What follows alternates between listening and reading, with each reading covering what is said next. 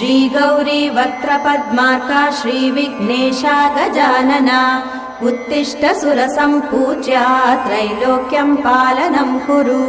श्रीगौरी वक्त्रपद्मार्का श्रीविघ्नेशा गजानना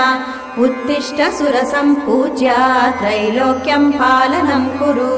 उत्तिष्ठोत्तिष्ठ हेरम्बा उत्तिष्ठ गणनायका